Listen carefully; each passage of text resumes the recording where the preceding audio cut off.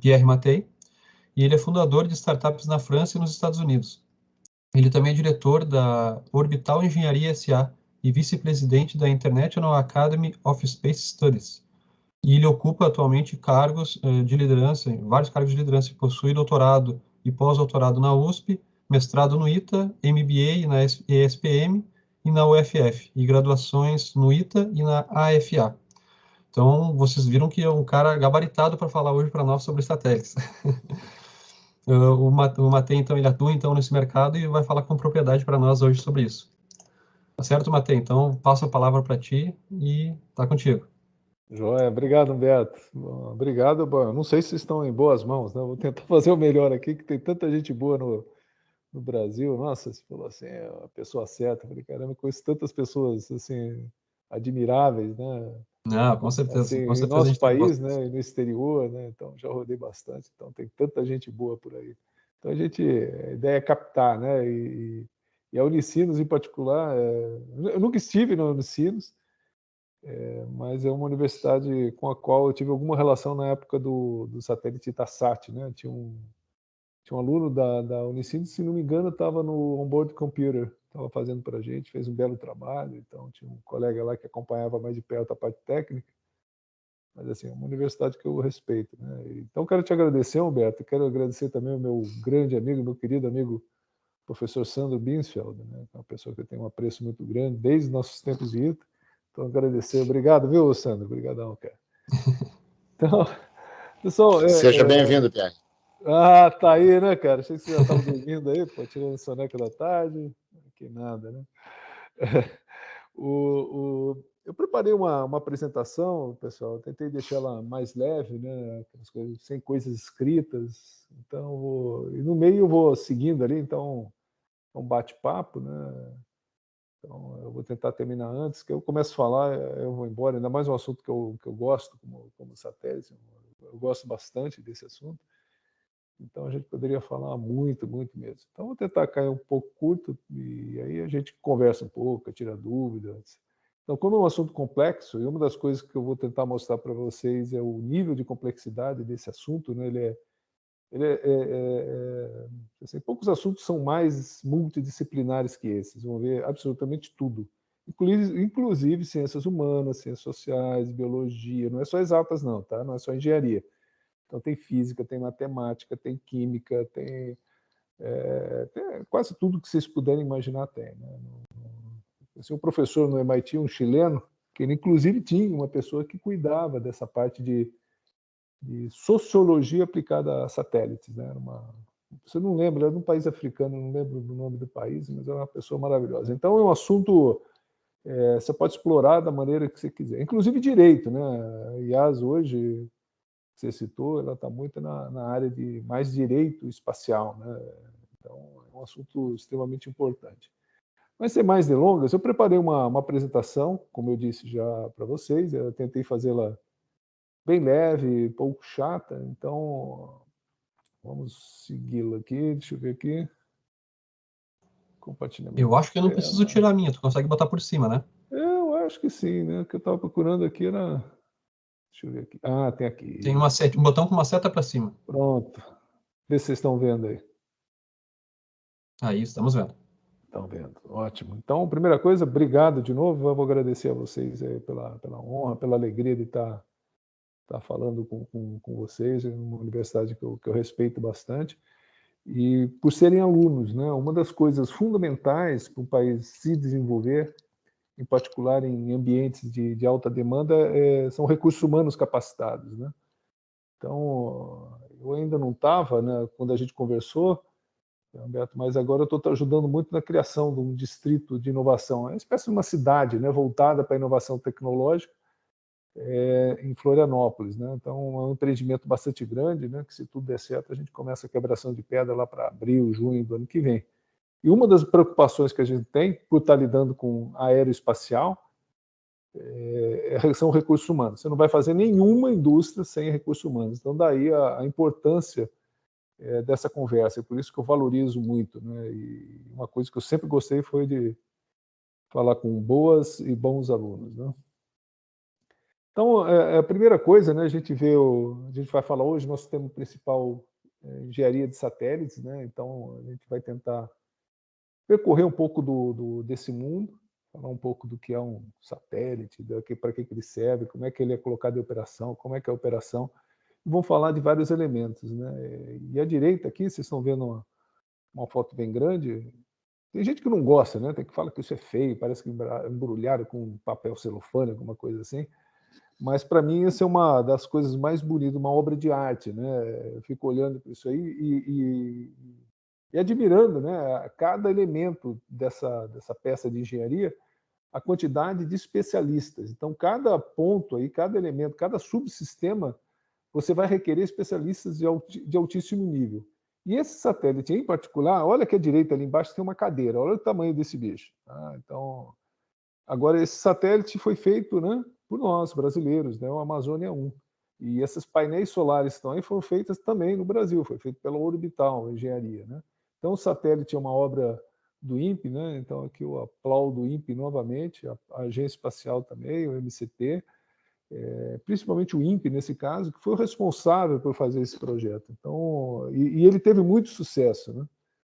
E eu gosto de lembrar, né? Quando eu vi isso no foguete, no VLS, ele explodiu, ele não teve sucesso, e eu vi a mídia, eu lembro de um repórter, não a mídia, né? A gente analisar, a gente erra, mas um repórter se referindo ao VLS, esse Buscapé explodiu.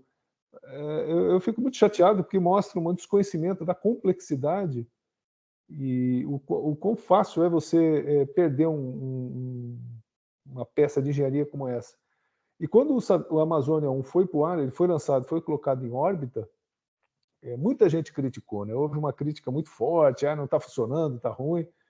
E eu vou mostrar mais para frente por que houve esse engano. E, na verdade, a Amazônia está melhor do que se esperava. Ele está funcionando, está fazendo o trabalho dele, coletando as imagens, e o resultado operacional dele é melhor. E mesmo assim ele foi criticado. E se não tivesse funcionado, isso faz parte do jogo, tá? Não tem nada, poucas coisas são tão animadoras e tão decepcionantes quanto um satélite, né?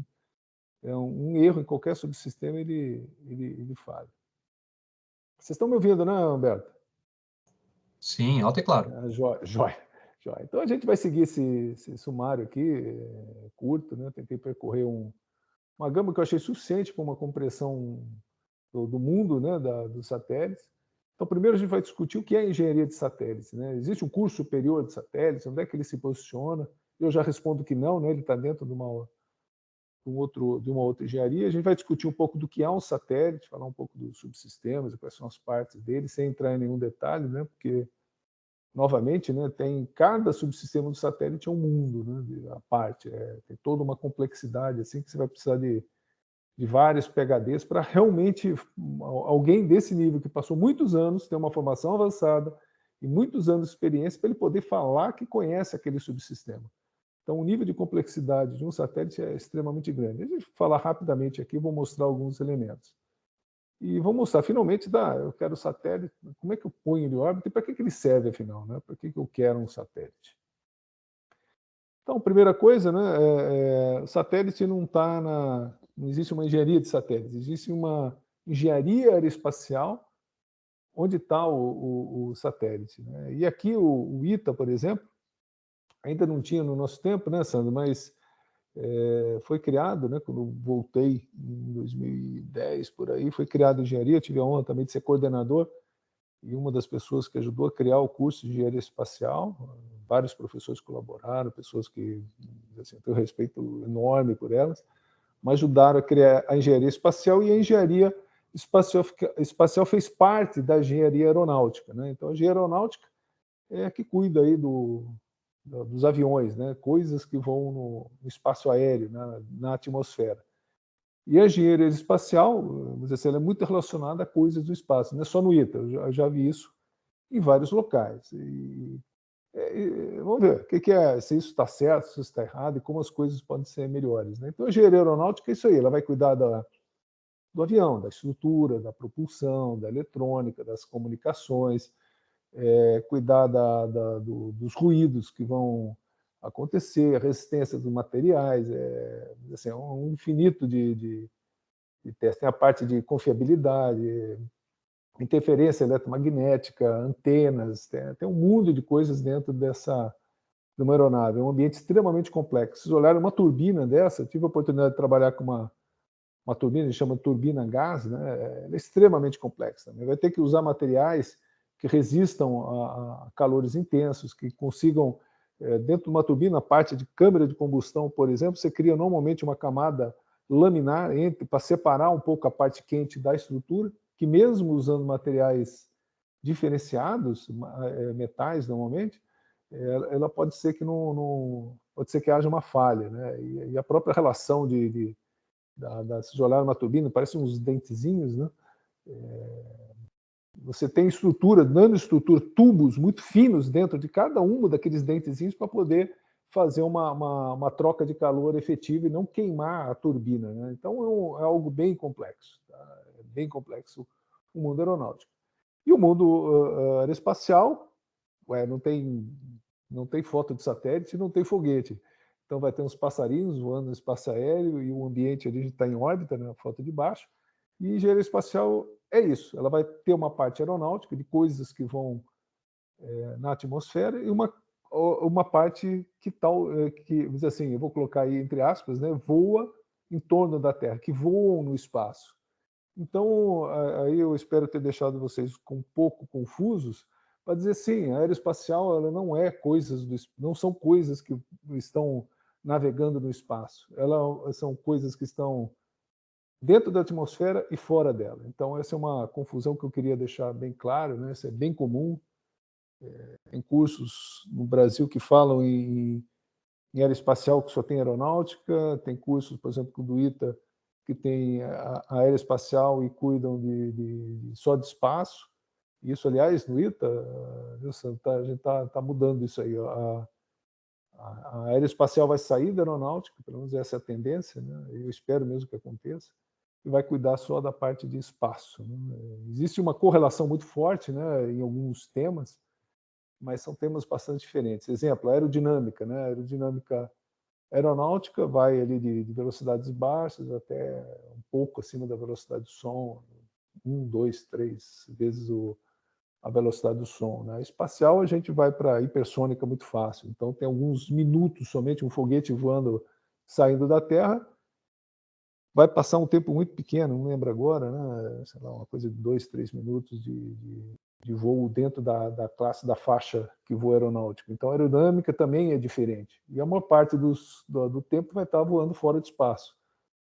O satélite tem resistência do ar? Tem, por incrível que pareça, mesmo o satélite em órbita, ele vai sofrer uma resistência. E, inclusive, é um dos fatores que a gente tem que listar, né? Um satélite está girando em torno da Terra, ele vai ter um arrasto, né, o drag, e quando você quer fazer com que aquele satélite, né, volte para a Terra, você coloca ele numa posição para aumentar esse arrasto, aí depois de alguns meses ele acaba freando a velocidade, né, longitudinal, e ele acaba perdendo essa velocidade e cai. E, aliás, vocês sabem por que o satélite, na verdade, está sempre caindo, né? Ele tem uma velocidade longitudinal que mantém ele em órbita, como aquela brincadeira que todos nós fizemos, né? Pega uma pedrinha, alguma coisa assim, amarra num fio, num barbante, que é totalmente flexível. Se você girar com a velocidade suficiente, ele mantém o giro. E é isso, o que está segurando o satélite em órbita é a velocidade longitudinal, a velocidade tangencial dele que segura ele em órbita, né? Se tirar aquilo, ele cai. Então, nos filmes, assim, mesmo os bons filmes, você vê vários enganos, né? Se você for na direção da Terra, se estiver em órbita, uma velocidade constante, e você, de alguma forma, fizer uma propulsão na direção da Terra, você vai acelerar. Você não vai cair na Terra, você vai acelerar. Provavelmente você acaba dando um jump em torno do planeta. Então, aqui mostrando um pouquinho da complexidade, né? Aqui no Shuttle, ele mexendo no satélite, eu fiquei em dúvida, porque eu fiquei de pesquisar, acabei esquecendo de pesquisar se não foi o Hubble, né? Um satélite que até hoje está em órbita, e ele estava míope, né? No início foi colocado, então algo caríssimo desse, fica míope, e houve um trabalho em órbita desse satélite. Inclusive, eu tive a honra de conhecer um dos astronautas uma pessoa admirável, se tornou depois o administrador da NASA, né? Uma pessoa fantástica, um dos astronautas que fez esse conceito. Se vocês observarem, né, vocês têm já vários elementos, vocês olham elementos mecânicos, você vê algumas coisas como isso que eu falei que parece o papel celofane, é tudo para evitar radiação, que a gente vai falar um pouco mais para frente, e proteger também de alguns movimentos, né?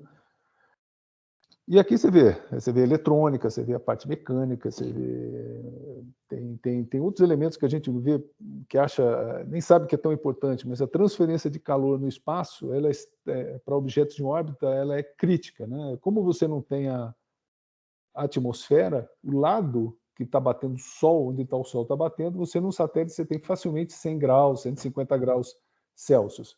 O lado da sombra, mesmo que seja uma parede fina de alguns centímetros, o outro lado vai estar menos 150, menos 100 graus. Então, imagina um satélite, olha o tamanho desse monstrengo, olha aqui o tamanho dele. Lá dentro tem sistemas eletrônicos que estão gerando calor, e esse calor tem que ser retirado. Então, a parte de transferência de calor é extremamente importante. Também é uma mecânica muito fina aí dentro.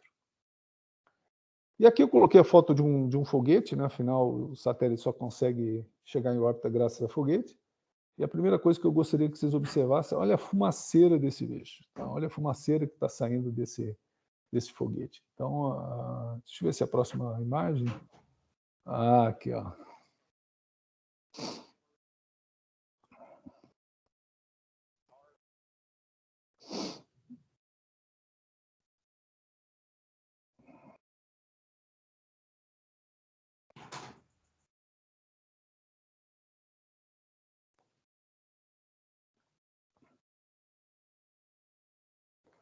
Observe esses foguetes que estão ali ao redor. Esse é o primeiro estágio, tá? A gente vai voltar nisso.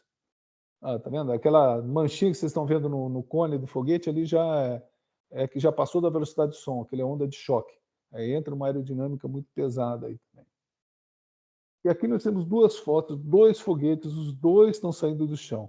Olha a fumaceira da direita e olha a falta de fumaça, ou fumaça mínima da esquerda. O da esquerda é um foguete russo, chama Soyuz, e ele é o que a gente chama de propulsão líquida. Aquela fumaceira ali do lado direito é porque ele usa uma propulsão sólida. E por que ele usa sólida? É tão mais elegante o foguete russo. O sólido tem um impulso específico melhor. Então, para a propulsão, vamos dizer, ele tem muito mais energia, ele tem dá muito mais aceleração para o foguete que esse da esquerda. A vantagem da esquerda é o maior controle, né? Ele consegue regular. O repórter que chamou o nosso VLS de busca-pé, ele se referiu a isso porque quando se acende esse motor da direita, de propulsão sólida, ele não para de queimar. Ele vai até o final dele. E ele não é simples, tá?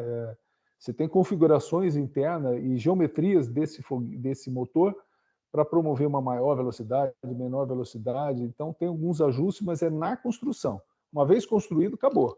Tá? E aí você tem que tomar só cuidado, porque como ele é uma coisa pesada e você coloca ele deitado, por exemplo, a tendência é uma maior densidade na parte baixa que a de cima, então você tem que estar girando, tem um monte de cuidado, não é nada simples. O Brasil domina bem essa tecnologia através do IAE, no Instituto Aeronáutico e Espaço, lá em São José dos Campos. O da esquerda é propulsão líquida, ele basicamente é extremamente complexo esse motor, tá? O da esquerda é difícil, muito difícil de dominar. O Brasil ainda não domina completamente, tem já o IAE, a própria Vibraz tem um domínio desse, o INPE também tem algum domínio desse tipo de tecnologia, mas esse foguete particular ele usa oxigênio líquido, assim todos nós, né? Toda queima ela tem que usar algum tipo de oxigênio. E como combustível, eu não sei o que significa, mas é RP1, né? O combustível, eles juntam com oxigênio e você consegue a queima, né? E é complexo porque você tem que comprimir esses dois elementos, tanto o oxigênio líquido quanto o RP1, aí a própria turbobomba, né, que vai dentro do sistema elétrico, extremamente complexa. A Orbital já fez um motor desse, mas não tinha, por exemplo, a turbobomba. Então, a gente usa um pressurizador com um certo gás e você pressuriza o tanque, né? Então, você acaba peso aí, massa aí é algo extremamente importante, né? Então qualquer massa a mais é bem complicado.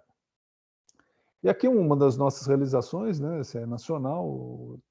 Esses dois laranjas, essas duas peças laranja de baixo é o foguete VSB-30 da Vibras, que é um foguete para suborbital, significa que ele não serve para colocar satélite em órbita, tem outra função. Tem várias, né? Uma delas é colocar aquela peça de vermelho mais intenso em cima, né? Que é da orbital, chama plataforma suborbital de microgravidade. Esse é o produto que a gente, inclusive, está usando da orbital para criar a startup nos Estados Unidos. Nos Estados Unidos a gente está em Chicago, estamos trabalhando também num centro de inovação, lá no Distrito de Inovação, perto de Chicago. E o uso dessa plataforma é extremamente sensível, né? Ela é feita para fazer experimentos em microgravidade. Então, imaginem aqui, lembra do elevador que dá uma... Hoje em dia não acontece tanto, né? No meu tempo era mais comum você pegar aqueles elevadores que você tinha aquela sensação de estar no ar, né? E esses parques também de temática, você vai, aqueles elevadores, você sente essa... Opa, parece que eu estou flutuando, e está mesmo, né? Isso é um ambiente de microgravidade. Essa PSM te deixa fazer experimentos de 6 a 8 minutos. E para que isso serve? O principal usuário é a indústria farmacêutica, a indústria eletrônica, outras indústrias, mas principalmente a farmacêutica. E a razão é a seguinte, a química, né, os processos físicos, eles são diferentes em microgravidade. E o exemplo que eu gosto mais de usar, imagina misturar água com óleo, né? Aí você coloca ali e todo mundo já vê na cabeça, né? Vai ficar o óleo numa certa, vai ter uma faixinha e embaixo está a água. Então você olha assim, tá, separou. E agora, por que aconteceu isso? Porque você tem a gravidade, né? O mais pesado vai para baixo e o menos pesado, ou mais leve, vai para cima. E se você não tiver gravidade? Mistura, muda. Então, para a eletrônica, por exemplo, a geração, você pode crescer cristais num ambiente sem gravidade. A estrutura cristalina fica mais limpa e com menos defeitos. Quando você vai para a indústria farmacêutica, você desenvolve, através de reações químicas, dentro da PSM, você consegue acelerar as reações químicas e chegar a resultados mais interessantes. Então, DNA, novos remédios, experimentos genéticos, então tem uma aceleração muito grande, inclusive para essa questão do Covid, né? Teve alguns experimentos que foram feitos em ambiente desse. A gente também oferece satélites, né? A diferença, satélite vai voar por meses, e aqui tem 6 a 8 minutos. Tem alguns lugares que, inclusive, fazem com poços muito compridos, né? O Japão tem um poço de, sei lá quantos quilômetros, e eles jogam aí, dá alguns segundos de microgravidade. E vamos discutir, afinal, é o tema principal, o que diabos é um satélite, né? Então, essa figura aqui é para mostrar, né, a gente tem algumas manias, né, vamos colocar assim, na engenharia espacial, né? Uma delas dá o nome às coisas. Num caso de satélite, do satélite em si, a gente fala que tem o bus, o satellite bus, então não traduzam por ônibus, é mais um módulo de serviço. Eu já vou explicar o que é isso. E o payload. Payload é carga útil, né? A gente coloca o satélite para fazer algo. Então, nesse caso aqui, se vocês olharem, tem algumas antenas, mas tem a aperture cover. Então, cobertura de tampa, vamos traduzir assim de uma forma mais simples, a tampa para a câmera que está ali dentro. Então, payload, a carga útil desse satélite, câmera. Ele serve para quê? Ele vai fazer o sensoriamento remoto da Terra. Quando ele estiver em órbita e funcionando, ele vai servir para coletar imagens do nosso planeta. Os satélites, uma boa parte deles, eles fazem a órbita deles passando pelos polos, significa que ele vai imagiar a Terra inteira. Aí depende de uma série de fatores, né, de inclinação da órbita, de altura, tipo de câmera, abertura da câmera, um monte de fatores para você ver a revisita, né? Significa ele imaginar o mesmo lugar de novo, isso vai acontecer depois de um certo tempo. E aí, quando a gente fala em órbita, atitude, já entra uma questão já muito forte de matemática. Tá? A matemática da mecânica orbital ela é extremamente avançada, ela é complexa. Então, você precisa de um certo grupo de especialistas para você poder fazer os cálculos de órbita. Ela começa lá no início, né, quando eu vou desenhar o satélite, antes de apertar um parafuso ou comprar um resistor, eu tenho que fazer os estudos da órbita, que a gente chama de missão. Para que você quer seu satélite? Você quer imaginar o mesmo lugar de quanto em quanto tempo? Você quer ele que faça imagem, qual definição, qual tipo de câmera que você vai ter, qual tipo Aí você começa a definir a partir disso. Então, a missão que ele vai realizar, ela acaba definindo toda a estrutura, todo o desenho do satélite. Aí, se vocês olharem a descrição da orbital, vocês vão ver que a orbital fala muito em engenharia de sistemas, né? Então, é uma técnica que ninguém no mundo aeroespacial, aeronáutico e de espaço vai deixar de usar. Nenhum avião da Embraer é feito sem utilizar a engenharia de sistemas fortemente. Nenhum satélite no mundo é feito sem engenharia de satélites, engenharia de sistemas forte. Eu uso engenharia de satélite engenharia de sistemas quase de forma cotidiana. Mas voltando para o satélite, o bus, como eu falei, o módulo de serviço, eu traduzo dessa forma, para que ele serve? Ele serve para fazer a câmera funcionar. Então, você precisa do satélite no ar, nesse caso, para fazer imagens da Terra, e então, para isso, você precisa de uma câmera. Agora, a câmera, para funcionar, precisa de um monte de subsistemas para funcionar, que é o que a gente chama desse conjunto de módulo de serviço. Aí você tem os painéis solares, aí você vai ter o que a gente chama... No Brasil ninguém usa, ninguém traduz os acrônimos, né? Então, EPS, Electronic Power Subsystem. Então, a parte que vai gerenciar a energia dele. Tem o módulo de controle, atitude do satélite. Então, eu posso estar passando sobre um ponto, sei lá, em cima de Porto Alegre. Aí a gente gira, mas eu não quero ali, eu quero imaginar uma cidade ao lado. Aí eu preciso alterar a atitude do satélite, fazer com que ele saia, pare de apontar para baixo e aponte um pouco para a esquerda, um pouco para a direita. Para fazer isso, você já tem que começar a fazer o giro antes, e o sistema de controle é quem, vamos dizer assim, gerencia essa alteração. E não sei quantos de vocês já fizeram o controle, né? Quando vocês mudam uma atitude, normalmente você vai ter um pico, né? Vai ter um ripple, vai ter um pico no final da alteração. Isso é uma das piores coisas que pode acontecer numa mudança de atitude, porque você perde, no caso da câmera, você perde exatamente o que você mais quer, que é a definição de imagem. Então, o sistema de controle do satélite é muito complexo, tá? Tem muita gente boa no Brasil que sabe fazer isso. O INPE, obviamente, que é uma fonte de cérebros ali muito forte. A gente, inclusive, conseguiu levar um dos maiores especialistas do país, ou talvez o maior, né? É muito difícil falar que é o maior, mas eu acho que nesse caso é bem fácil. Ele foi por isso, se aposentou do INPE, continuou lá ajudando em pesquisas, dando aulas, continuou com a gente. Mas olhando aqui, voltando para a nossa figura, vocês vão ver ali Star Tracker, né? Vocês estão vendo ali embaixo do payload, Star Tracker. É basicamente vamos traduzir assim, um acompanhador estelar. São sensores. Como é que o satélite vai saber onde é que ele está, para onde que ele está apontando? Então ele sabe através do mapa da posição das estrelas, ele usa esse sensor estelar, que é basicamente uma outra câmerazinha, que compara, uma câmera, vamos dizer assim, feita para essa finalidade, ele compara o banco de dados, onde as estrelas deveriam estar e onde é que elas estão. Através disso, ele consegue se posicionar. Né? Então, imaginem só a matemática que está por trás, é a eletrônica avançada. E detalhe, né? Nada daqui pode falhar. Tá? Teve um satélite israelense, que chama Runner, extremamente avançado, assim, um dos satélites mais avançados do mundo, algumas centenas de milhões de custo, de dólares, e essa, tá vendo, esse aperture cover, a tampa da lente não abriu, quando chegou em órbita ele não abriu, pronto, perdeu o satélite. Você perde o satélite todo, se qualquer subsistema desse falhar, você perde ele.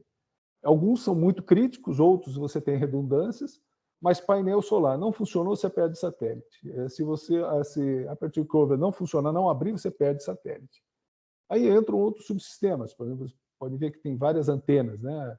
Então, S-band, X-band, isso aí a gente está, não vamos entrar em detalhe, mas basicamente são frequências diferentes para finalidades diferentes. Então, qual é a comunicação que o satélite vai ter? Um satélite como esse, que é óptico, ele vai precisar do controle deles, vai mandar os dados dele, como é que está a saúde dele, como é que está funcionando, como é que estão os subsistemas, como é que está a bateria, que também é um item extremamente crítico e do satélite, né?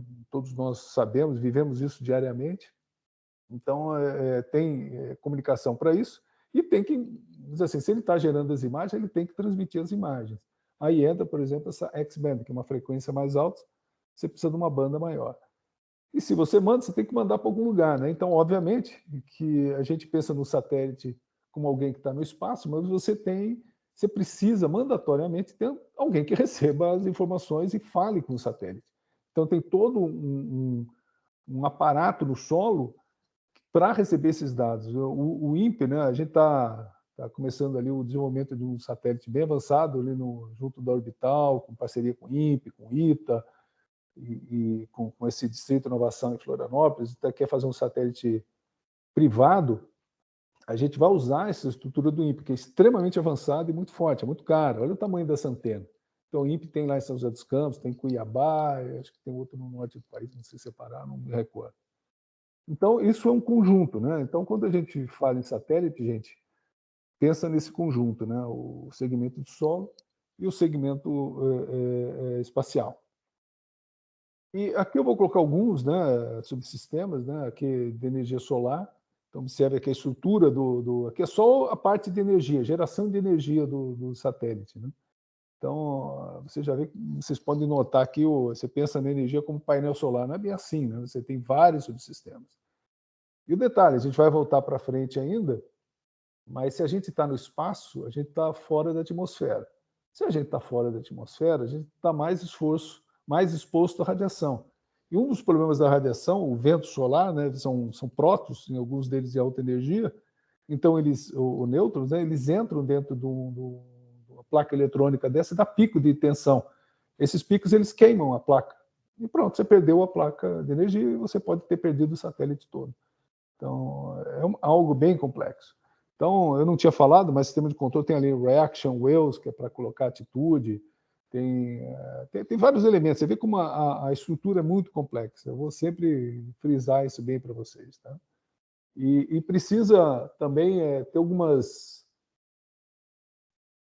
alguns cuidados que você não precisa na Terra. Então, a gente fala em painel solar, né? Muitos de vocês devem ter aí um painel solar no prédio, na casa de vocês, ou então já tem na casa do vizinho.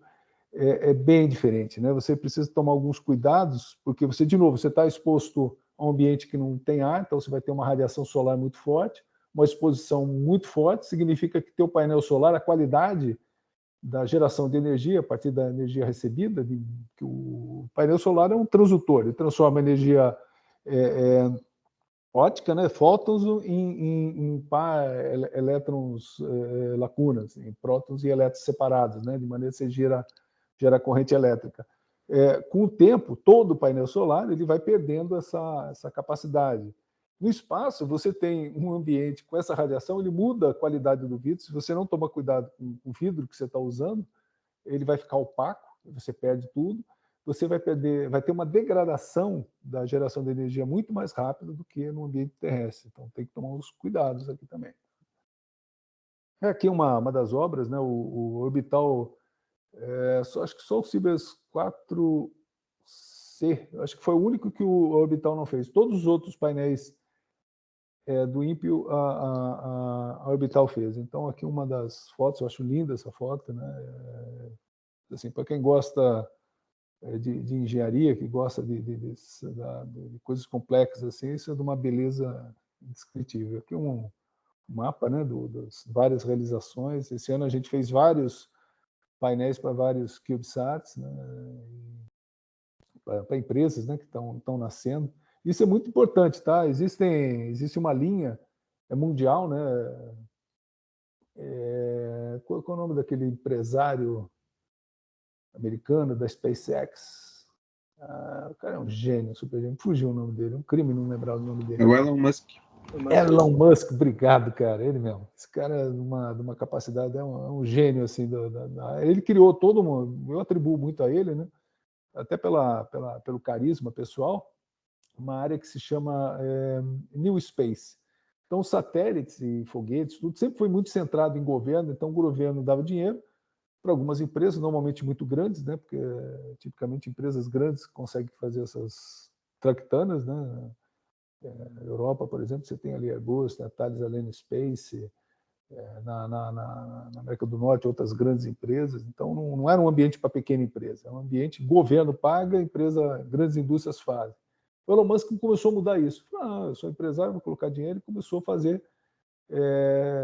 fazer iniciativa privada. Isso acabou despertando, né, a interesse de garotas e garotos inteligentes, e eles acabaram criando empresas pequenas, startups, nesse setor. Então, tem várias no Brasil, inclusive. Obviamente, startup é uma coisa difícil de você ter sucesso, a maior parte falha. Na área espacial é mais crítico ainda, então é uma área bem difícil, mas, olha, está avançando no mundo. Tá? Então, eu falei isso porque a gente teve a alegria de fazer painel solar para algumas startups no Brasil, inclusive. Esse filme aqui, gente, vai mostrar, eu falei de radiação, né? Então ele vai... A descrição está em inglês, tá? Então eu vou dar não sei quantos de vocês dominam bem inglês. Então, basicamente, aqui ele vai mostrar a interação entre a Terra e o Sol. Então, a gente acha que as coisas estão em órbita e está tudo bem. Não, eu mostro aqui que tem uma física muito complexa por trás disso. Você vê, eu já falei de engenharia mecânica, de química, eu já falei de engenharia eletrônica, lógico. O eletrônico não vive sem computação, né? Eu e o Sandro fizemos eletrônica, então a gente lamenta ter que reconhecer que a computação hoje está muito avançada, né? Então a eletrônica hoje ela está quase que inútil sem uma computação avançada. E aqui entra a física muito forte, né? Então eu vou mostrar a interação do Sol com a Terra, com o campo magnético. Essas linhas azuis que vocês estão vendo mostrando essas linhas de campo magnético e mostrando que isso nos protege, né, permite que exista vida na Terra. Bem assim, Marte, assim, ele está quase sem atmosfera, muito tênue, é extremamente exposto à radiação, exatamente porque ele não tem um campo magnético como o da Terra. Tá? Então ele perdeu isso, aí ele perdeu a atmosfera e acabou recebendo uma dose altíssima de radiação, e se houve já algum dia vida em Marte, certamente morreu em função da perda do campo magnético. Depois, no filme seguinte, o slide seguinte vai mostrar uma espécie de continuidade, vai mostrar uma coisa estranha que acontece aí em cima da cabeça dos brasileiros, interessante. E essa interação, ela é importantíssima, né? Tem até um projeto hoje no ITA, chama Esporte, eu vou mostrar uma foto do time, que visa estudar essa interação. O Brasil está numa posição estranha em que você não consegue, por exemplo, fazer voo de precisão em função dos erros no GPS, né? Essa interação que vocês vão ver que é uma interação extremamente, nesse filme e no próximo, extremamente complexa, né? Tem olha só, tem bolha, todo mundo já viu, mas bolha de plasma, sabe o que é plasma? Plasma é gás ionizado. Então você tem cargas elétricas ali, positiva e negativa, dentro de uma bolha. No verão, essas bolhas elas sobem em certos horários do dia, mais, outros menos. Isso acontece o ano todo, mas muito mais em certas épocas do que outras. Então, imagina uma bolha subindo e um certo sinal eletromagnético passando no meio. Obviamente que ele vai ser alterado, né? Todos nós conhecemos esses efeitos. E nessa alteração, você acaba alterando o tempo de transmissão. E o GPS trabalha exatamente com o quê? O tempo de transmissão. Então, em alguns momentos, você vai perder a precisão quase que completa do GPS. Ele pode ter erro de 100 metros, eu já vi isso no INPE. O INPE tem lá o Embrace, um laboratório, assim, para mim é um dos lugares mais bonitos que eu já vi, né? Ele faz estudo exatamente disso, né? Do clima espacial. Olha só, não é só clima na Terra, tem clima espacial. E eles estão lá para estudar exatamente esses efeitos. Então, deixa eu colocar aqui o filminho para vocês, para ficar mais legalzinho. Fica menos chato ouvir minha voz. Tá? Então, aí vai ter uma descrição em inglês, eu vou tentar ajudar um pouco. Então, vai ver que nós temos um campo magnético.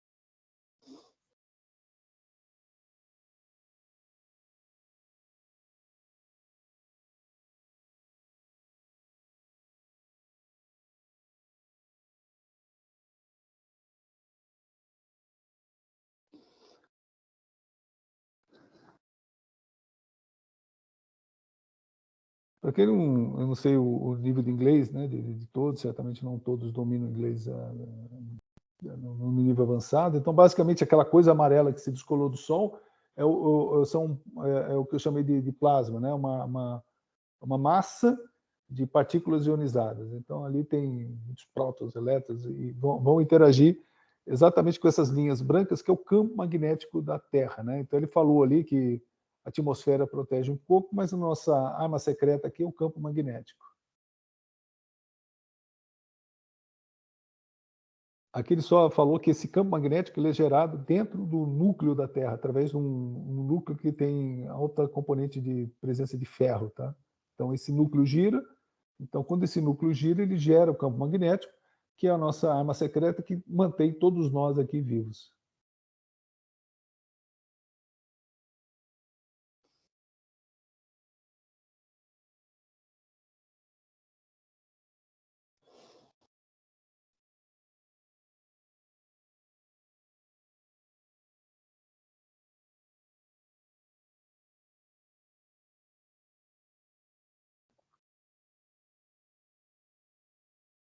Ali você está falando, ele só falou, né, que esse nosso campo magnético deflete. A atmosfera fornece alguma proteção, mas esse campo magnético deflete a maior parte das partículas ionizadas, né, e faz com que elas não entrem da Terra. Mas algumas delas vão entrar. Pierre, desculpa me interferir, mas o áudio ele não está saindo porque, eu não sei se porque ele não foi compartilhado ou porque você entrou como web, entendeu? Então acho que você pode fazer toda a descrição, não precisa ok. Brigadão, sintetizar. cara. Brigadão. Porque eu estou ouvindo aqui, não queria duas vozes. Joia. Então, aqui ele está mostrando, né, que em tempestades muito fortes, ele acaba entrando na Terra. Aqui tem, isso aqui é um estudo, né, chama força de Lorentz, né, que você pode deduzir as partículas, elas ficam girando. Na verdade, elas não vão embora de uma vez, elas ficam girando ali em torno da Terra por algum tempo e acabam entrando, né? Mas uma tempestade muito forte, ela acaba interferindo, eventualmente queimando os sistemas eletrônicos nossos na Terra.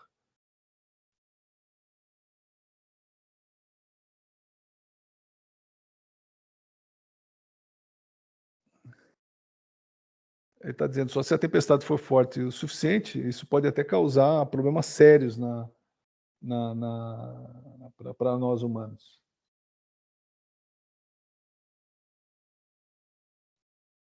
Ops, não é isso que eu quero.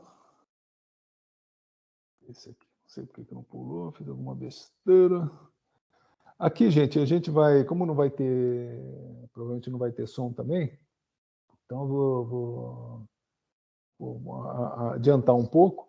Basicamente, tem uma anomalia que se chama anomalia ali da a South Atlantic Anomaly.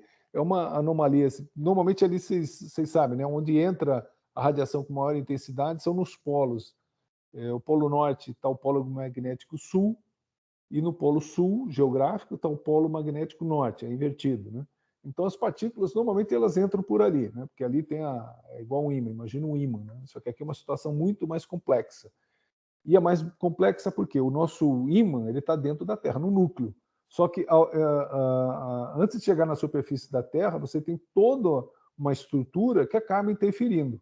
E o que acontece? Se parece um 8 aqui que vocês estão vendo, ali em torno do South e anomaly, você tem uma anomalia magnética, que significa que você tem algo que deixa as partículas entrarem ali também. Então, eles não entram só no sul e no norte. Isso não tem nenhum problema para a nossa vida, mas ela tem um problema para os satélites. Então, a gente vai falar isso um pouquinho mais para frente, mas satélites de órbita baixa, elas ficam normalmente abaixo de 1.000, 1.200 quilômetros da Terra.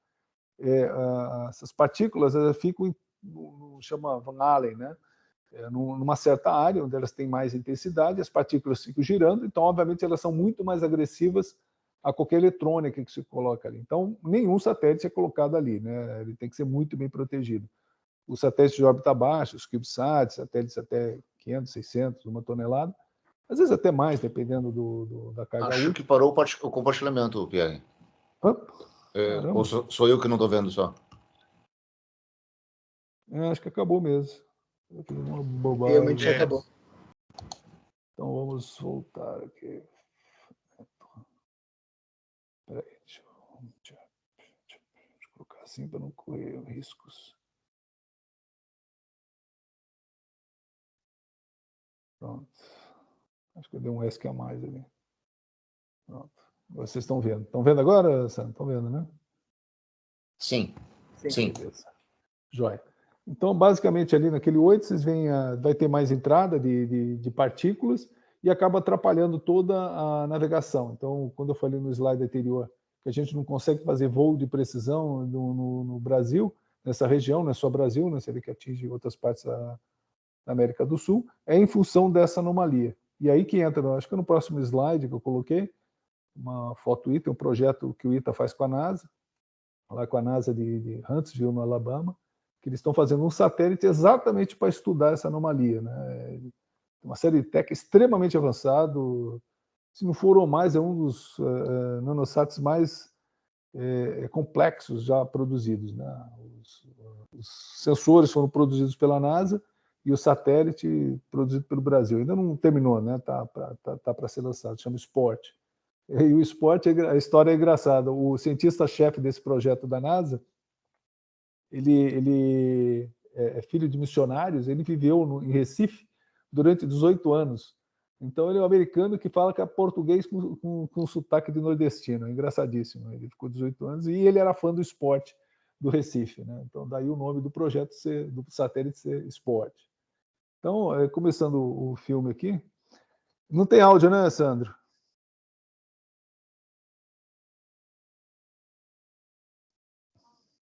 Não aparece o áudio. Não tem som, né? É uma pena. Aqui está mostrando que essa anomalia está expandindo com o tempo, né? Por mais de 10 anos. Pierre, se você deixar o link depois, talvez até no chat, o pessoal vai gostar de assistir, com certeza. Legal, tá bom. Vamos fazer isso. Aqui ele está só mostrando que não tem problema para a vida na Terra, né? Aqui está mostrando a origem dessas anomalias, né? Que o campo magnético é gerado pelo core, mas a interação é gerada pelo outer core. Tem muita gente estudando isso, né? Muita gente talvez ache que existe a possibilidade de estar havendo uma inversão dos polos magnéticos, né? O sul ir para o norte e o norte ir para o sul. Como a humanidade nunca viu isso, ninguém sabe exatamente qual é. Mas isso aqui é um problema para satélites, né? Então, muitos satélites são desligados, inclusive quando passa em cima dessa situação.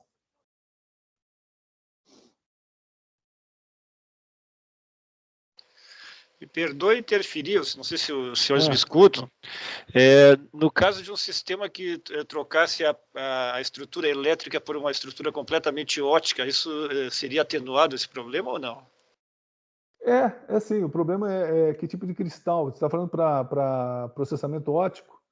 O processamento no geral, tudo que pudesse fazer, é claro, né? Olha, eu não, assim, nunca estudei em particular essa possibilidade. O problema é que quando você coloca um cristal no espaço, ele vai ser submetido à radiação e é normal ele mudar o índice de refração, tá? Então, tem lá na optoeletrônica, uma indústria fora de série, também fica lá em São Carlos, em São Paulo. Tem lá alguns exemplos de cristais que são submetidos à radiação. O mesmo cristal, ele, assim, submetido a diferentes níveis, ele altera completamente os índices de refração, né? Então, vai ter alterações ali complexas. Eu não sei se tem, eu nunca vi nenhum satélite com processamento óptico, tá? Eu gosto, eu estudei isso lá quando estava na graduação no ITA e no mestrado, eu usava bastante isso, mas eu nunca vi nenhum satélite com processamento óptico. Tá? Então, deve ter algum problema. Eu imagino que se tivesse essa possibilidade já estava usando, porque é terrível, tá?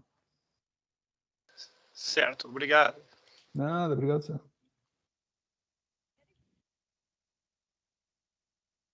Aqui um pouco mais do mesmo, né? Mostrando de outra forma as partículas elétricas e fazendo a deflexão delas, né? A interação do nosso campo magnético com o vento solar.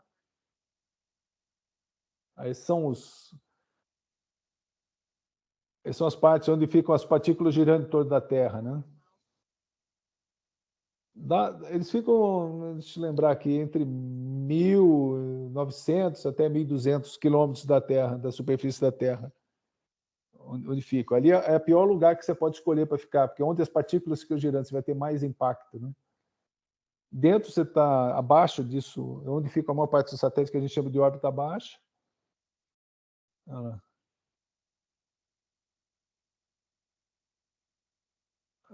Aqui ele está se referindo...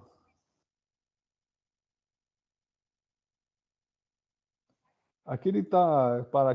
Eu estou ouvindo o som, então atrapalha até o que eu estou dizendo aqui. Mas, basicamente, eles colocam o que chama de satélite de órbita baixa, fica dentro do Van Allen, do cinturão do Van Allen.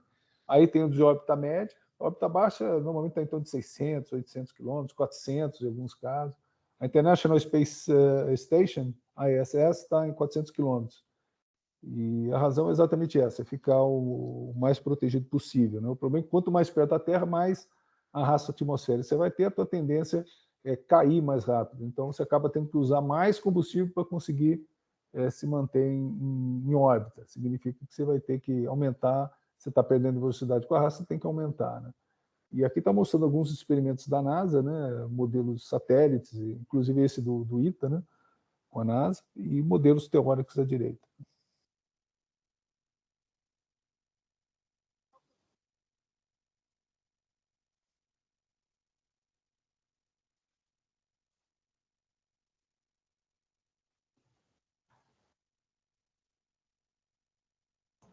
Eu estava vendo aqui André, para compartilhamento do áudio ali, naquele mesmo botãozinho ali da setinha, tem compartilhar o áudio do computador. Deixa eu ver aqui, eu acho que eu vou acabar quebrando a transmissão. Deixa eu ver aqui. Mas tudo bem, também deu para entender bastante. Eu mando para vocês aqui.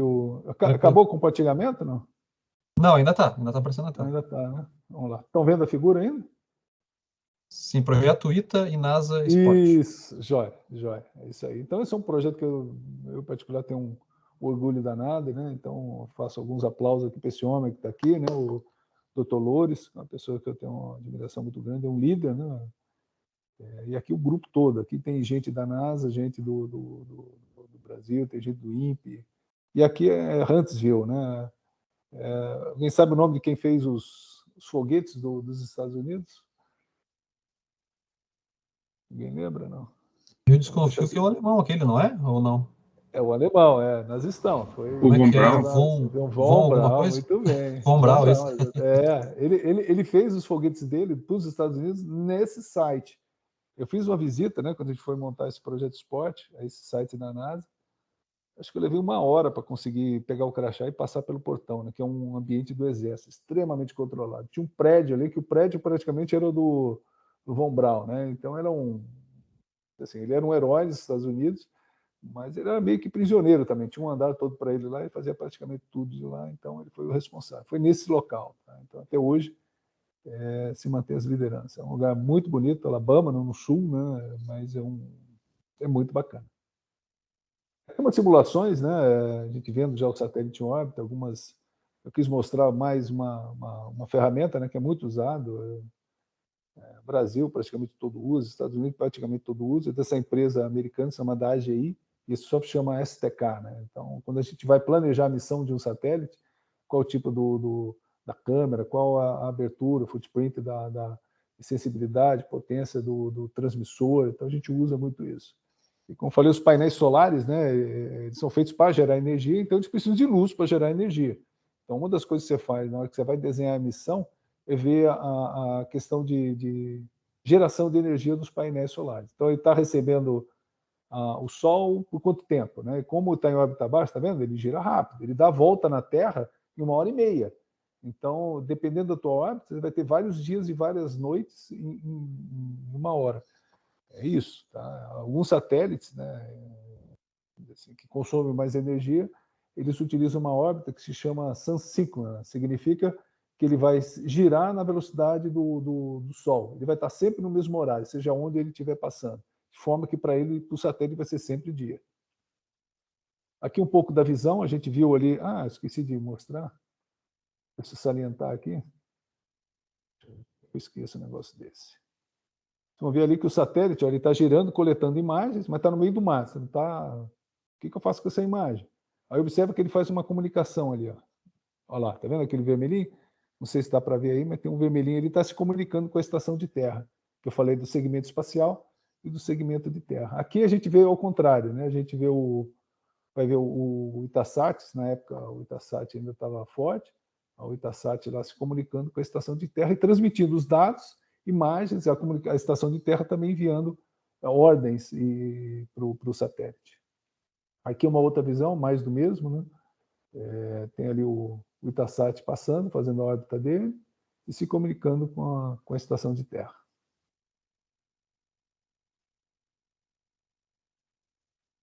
Aqui um pouco das ferramentas, eu falei, é um ambiente extremamente complexo, de uma beleza enorme, né? Várias ferramentas de engenharia, né?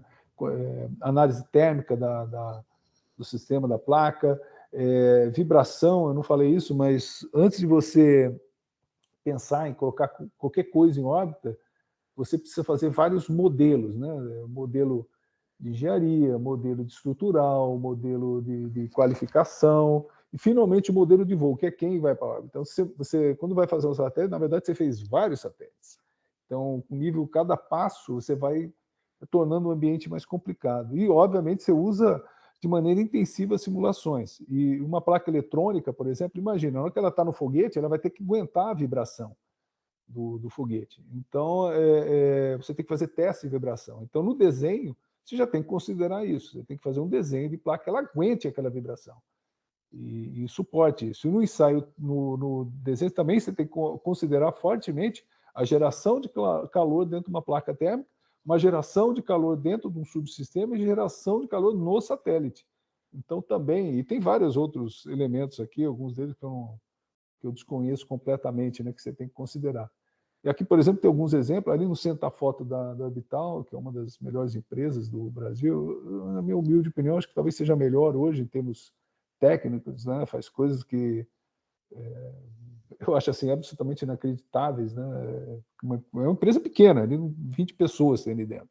Se observarem aqui, ó, tem, estão vendo aqui a minha setinha, não, do mouse?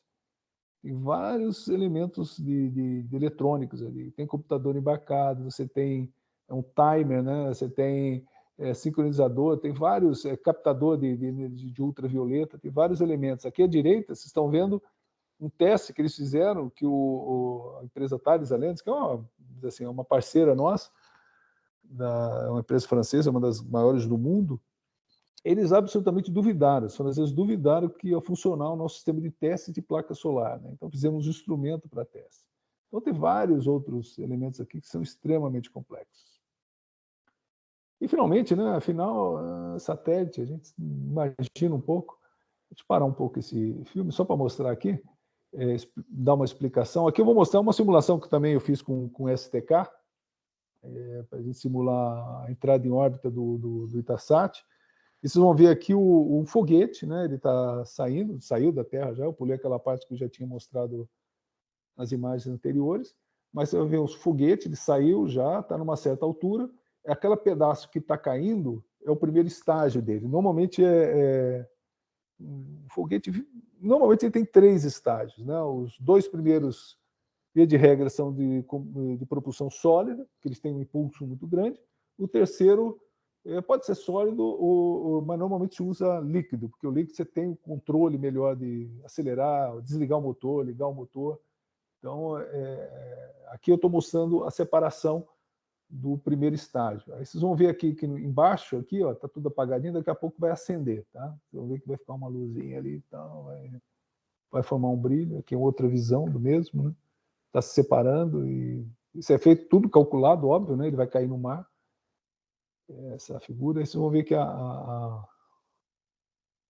o segundo estágio agora vai acender. Ele vai mudar a perspectiva. Olha, cara, já começou a acender, tá vendo? Já começou a acender, aí ele acende e faz a ignição para continuar a aceleração. E a razão dele ter vários estágios, alguém imagina qual que seja? Não? Por que não faz um estágio só e deixa queimar tudo? Aqui já o foguete separando, né? A coifa, né? A coifa abriu, não tem mais ar praticamente, né? Então ele pode separar. E aqui entra uma fase crítica, né? do satélite, né? Que é onde, quando eu falei lá do Amazônia, quando ele sai do foguete, normalmente ele não sai bonitinho assim, não, ele sai capotando. Então, você precisa de um pouco de energia para colocar aí o sistema de controle, para fazer com que ele pare de capotar, que ele sai girando. Aqui foi colocado bonitinho, alinhado, né? Mas normalmente satélites menores são cuspidos na lateral e eles saem literalmente girando. Então, ele tem que parar de girar. Aí ele abre o painel solar, começa a gerar energia, e ele começa a depois realizar a missão dele. Pode dizer que agora o sensor já está ligado. Tá? Deixa eu parar um pouco a imagem. Mas, basicamente, por que, afinal, o foguete tem que ter vários estágios? Alguém imagina? Por que eles não fazem um só? Ora as bolas. Por que já não sai com um? Tem uma pessoa que tem uma pergunta aqui. O Guilherme está perguntando se os estágios seriam para manter a rota, é isso? Não. O estágio, na verdade, o que acontece se você for submetido? Por que você pular de um avião ou de um prédio e você bater no chão, por que você morre? Né? Em princípio, você vai morrer. Pode ser que você seja um cara de muita sorte, pessoa de muita sorte e não morra. Mas é porque a aceleração vai ser muito grande. Você vai se chocar com o ambiente, a aceleração é muito grande. Você acaba sendo... Tua estrutura, seus ossos não suportam aquilo, quebra e você acaba morrendo em função de lesões causadas pela... Mas no final é aceleração. E a mesma coisa um satélite. Né? Se você ligar o motor de uma vez, você vai ter uma aceleração muito grande e provavelmente você vai destruir tudo que está dentro. Então, por isso que eles colocam vários estágios. Não deixa a aceleração passar de 3 ou 4G, não lembro agora. Então, basicamente é isso, tá? Foi o Guilherme que perguntou? Isso, o Guilherme perguntou. Então, boa pergunta, viu, Guilherme?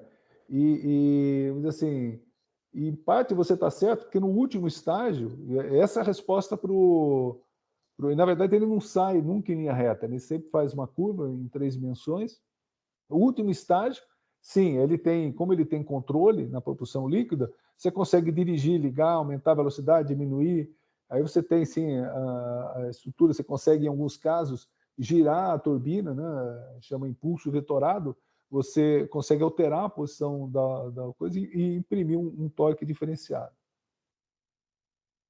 Aqui a gente estava falando um pouco dos tipos de satélites, né? Para que eu quero um satélite? Na verdade, você não quer o satélite. O satélite é algo que você precisa, porque ele vai estar numa altura que vai conseguir fazer um serviço que de outra forma você não faria. Então, aqui estão as 3 utilizações que a gente tem, outras, né? Naquele foguete, aquele primeiro filme, ele falava em sensor gama, né? No caso, não estava olhando para a Terra, ele estava olhando para cima, está pegando radiação gama. O Hubble também é um óptico, né? Está olhando para as estrelas, para as galáxias externas. E aqui nós estamos colocando, eu coloquei imagens, né, de coisas que estão mais próximas da gente. Então, à esquerda, essa foto maior, é uma foto artística, óbvio, né, mas é um satélite geoestacionário. Aí eu falei muito órbita baixa, então falei até a altura deles. Então, basicamente, você tem 3 alturas de órbita possíveis, né, que são utilizadas. Um satélite, esse aqui da direita acima, para essa imagem, quando faz imagem, a gente chama de sensoriamento remoto, está sensorizando, fazendo medidas, coletando dados, e é o que a gente chama de maneira remota, distante. Então, é o sensoriamento remoto. Tipicamente, esses satélites estão em órbita baixa, porque quanto mais perto da Terra, mais imagens você vai colocar. Esse da esquerda, grandão aqui, de comunicações, tipicamente eles estão em órbita geoestacionária. Então, são órbitas, é uma altura específica, uma posição específica em torno do Equador, onde você gira na mesma velocidade de rotação da Terra e você consegue, assim, entre aspas, estar sempre sobre o mesmo ponto em relação à superfície do planeta. E por que você quer isso? Porque ele está muito alto, ele tem um footprint, né, uma área de abrangência enorme. E o problema disso é que você vai ter que estar a 36 mil quilômetros, né, da Terra. Então, olha só, órbita baixa, aquele acima à direita, você está falando ali de 800, 600, 500 quilômetros de altura. Esse aqui está a 36 mil quilômetros. É muito alto. E aqui a radiação é muito forte. Eu tive a sorte de ter nas minhas mãos, né, um computador de um satélite desse, geoestacionário. Minha vontade, à primeira vista, você fala, pô, isso aqui é um computador, que coisa ridícula, né? Uma coisa enorme, assim, grande, feio, assim, todo cheio de uma estrutura. Mas quando você olha com outros olhos, você vai achar aquilo uma beleza enorme, que ele tem que durar ali em órbita 20 anos, gente. É muito caro. A gente está falando mais de $1 bilhão para um satélite desse. Ele não pode morrer em 5 anos, como tipicamente um satélite de órbita baixa vai morrer. 5, 7 anos já é um recorde. Ele tem que ficar no mínimo 20, de preferência mais do que isso, porque ele é muito caro. Então, um satélite geracional, tipicamente, ele vai fazer link de comunicações. Então, toda vez que vocês pegarem o telefone e falar com um lugar um pouquinho mais longe, então lembre-se dessa imagem aqui, porque provavelmente ele está te ajudando. Tem fibra ótica, tem outros meios? Tem. Mas satélites, você nunca sabe exatamente qual o caminho que a tua voz está fazendo ou teus dados estão percorrendo. E embaixo à direita, tem até um carro lá, se vocês observarem, é o sistema de navegação. A gente fala muito de GPS, né? Mas GPS é uma constelação feita pelos Estados Unidos. Eu mesmo falo GPS, tudo mesmo, com o Copérnicos aqui que a gente usa na Europa. Tem russo, o chinês está fazendo, alguns satélites só sobre o país dele, tem umas órbitas bem estranhas, né? Inclinadas, que a gente chama órbitas elípticas, né? Ele não roda sempre a mesma altura em relação à Terra. Então, ele coloca a Terra em um dos focos da elipse e faz uma órbita diferente, de maneira a percorrer o mesmo lugar. É que entra, que eu falei, a matemática é muito pesada aqui também. Tá? Então, esses são as 3 maiores aplicações que a gente vê hoje para satélites. Então, o imageamento da Terra, e quando a gente fala em imageamento da Terra, a gente tem outro mundo, tem vários sensores, né? Esse que a gente está querendo construir aqui no Brasil com recursos privados, olha só, gente, eu faço imagens com sinais na frequência, próximos da frequência, um pouco diferente, né, do que a gente usa no nosso celular. Então, obviamente que não é imagem, né, a imagem é construída, mas é um radar. Você envia o sinal e reflete. Você vai ver coisas que o óptico não vê, você vai poder ver através de nuvens, você vê de noite, porque é um radar, né, tanto faz, ele não está captando a energia, os fótons refletidos pela Terra, então você consegue ver de dia e noite, para ele é irrelevante. Você vai ter algumas perdas, né? A complicação do tratamento da imagem é enorme, né? É muito pesado, é muito dado. Os painéis você vai ter que fazer mais pesado e consome mais energia. Tem satélites que vai ver como nossa câmera fotográfica. Vai ter outras câmeras que a gente chama de multispectral, ela seleciona, filtra algumas frequências específicas.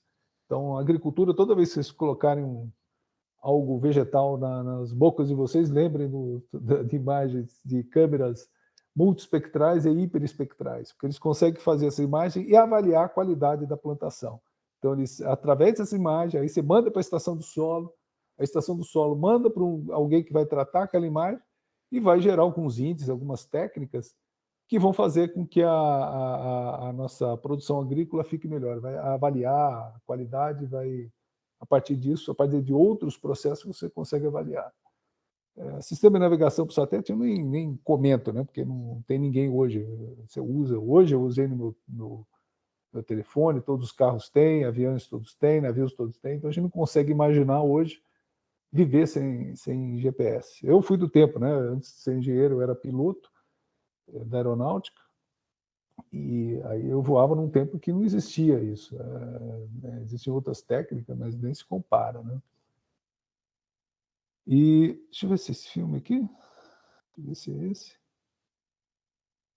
Aqui, ó, gente, eu vou estar falando de usos do satélite, né? Aqui essa Grapehawk, a empresa é a segunda startup, né, que foi criada aqui na França. Então, eu moro em Estrasburgo, que é uma cidade na fronteira da Alemanha. Então, a gente criou exatamente para usar aeronáutica, espaço, no caso do satélite, satélites radar, satélites ópticos, para servir a agricultura, né? Então nossa ideia é criar usa muita inteligência artificial, tá? Usa bastante. A gente usa drones, vocês vão ver um drone voando. A gente coloca inteligência dentro do drone para fazer um voo mais preciso, mais autônomo, fazer ele mais inteligente, mais prestativo, mais fácil de usar, e muita inteligência artificial também para processar as imagens que foram geradas ou por drone ou por satélite, né? E por que dos dois, né? Eu lembro quando os drones começaram a voar, né? Eu fiz meu doutorado na USP nesse tema, né? IA aplicada em navegação de drone, uma aplicação específica, né? E eu lembro que muita gente na época falava: os drones vão fazer com que os satélites sejam relevantes, né? Eu perguntava por quê. E a resposta tipicamente porque eles são muito mais baratos, eles fazem imagem muito maior definição, Então, a definição, entenda, eles falam, a palavra correta é resolução, né? Então, imagina, um satélite é 600 quilômetros, é difícil de tirar uma imagem de alta resolução. Imagina a gente tirar foto com a nossa máquina de algo que esteja muito longe. Se você abrir ali no seu computador depois a imagem, você não vê praticamente nada, é tudo meio borrado, né? Você não consegue ver com alta definição. Então, se está longe, você não vai ter uma resolução muito boa da imagem da Terra, né? O drone é o contrário, como ele está a alguns metros do chão, a resolução dele é boa. A gente fala de 1 centímetro de pixel por pixel, muito fácil. Um satélite tem várias resoluções, até de quilômetros, quando você quer observar a meteorologia, até de alta resolução, altíssima resolução de militar, de 50 centímetros, né? 50 centímetros é altíssima resolução para o satélite e a imagem é muito cara, muito difícil de obter, é caríssima, tem poucos satélites. A agricultura vai usar 3, 5, 10 metros, 30 metros de resolução, é típico. Então, um drone tem uma resolução maior. Agora, qual é a diferença? Por que não, um substitui o outro? Por que você tem que usar os dois? O satélite ele percorre, vê assim, para áreas grandes, para ele isso é muito fácil, é da natureza dele. Um drone vai ver pequenas áreas com altíssima resolução. Então, dentro da Grape Rock, a gente usa os dois e depois usa muita inteligência para tornar essas informações, esses dados, né? Eu gosto de chamar de dados brutos, em alguma coisa útil, realmente que o agricultor possa usar. E no final, tudo isso vai refletir em alegria para nós, né? Então, um pouco aqui do filme, né, que a gente coloca aqui no bolou. Meu filho tem uma startup no Reino Unido, na Inglaterra, então foi ele que fez para mim aqui, então agradeço aqui ao Felipe esse trabalho, né, que ele está fazendo. Então mostra um pouquinho dessa visão, né, da Terra sendo imaginada, da conectividade, dessas conexões, né, do planeta, e finalmente a gente olhando. No caso eu coloquei vinhedos, né, porque a gente nossa região aqui é uma região muito rica em vinhedos, né? O Sassa produz muitos vinhos brancos aqui. E daí essas uvas brancas é em função disso também, né? Tipicamente que tem aqui. Então a gente usa satélites, usa drones para coletar imagens, faz pulverização com drones. E aqui são alguns vinhedos, né? E no final é para isso, é a nossa alegria, né? Para a alegria dos humanos, para a gente poder festejar e viver a vida da maneira adequada. Tá joia? Então, gente, obrigado, brigadão. Espero que tenha sido útil aí. Eu fiz com muito carinho aqui para você, então espero que tenha sido proveitosa a apresentação. Joia. Muito obrigado, Andrei, pela tua disponibilidade, pelo teu tempo, então, para nos atender. Eu sei que tu disse que tem um prestígio pela Unicinos, espero que a gente possa corresponder a isso, a essa expectativa, né? Mas muito obrigado, então, pela tua disponibilizar o teu tempo, no caso, né? E vamos deixar aberto, acho que a gente tem uns segundinhos, a gente pode algumas perguntas no chat. No chat não temos nenhuma pergunta. Alguém quer fazer algum comentário? Pode fazer, gente. Está livre, que é um bate-papo, né? Então, não existe pergunta boba. Pergunta boba é aquela que não foi feita. Viu? Se eu ouvir de um professor, o Sandro lembra bem dele, todo mundo lembra, o Karl Hermann Weiss, né? Brigava quando a gente fazia bullying com algum colega que fazia pergunta tonta na aula. Ele sempre dá um expor, né? O Sandro certamente lembra dele. Então, enquanto o pessoal vai saindo da timidez aí, vou dar o último aviso, então, os recadinhos ainda é o mesmo do chat, tá? Eu vou botar de novo aqui. Lista de presença, o pessoal tem que preencher ainda durante a atividade a presença para garantir as horas complementares. Os próximos eventos, então, se inscrevam lá, se matriculem para garantir também. E acho que é isso. Vamos ver, alguém vai interagir? Eu tenho uma pergunta mais geral, se vocês me permitem. Antes eu falei daquele assunto lá da comunicação ótica. Meu nome é Itair Paulo Linchinho, sou da Engenharia Elétrica da Unicinos. E eu li alguma coisa sobre a Orbital anteontem, quando eu estava fazendo a inscrição, e vi que tem, na verdade, um conglomerado de empresas lá naquela região, São José dos Campos, né? Acho que é essa região.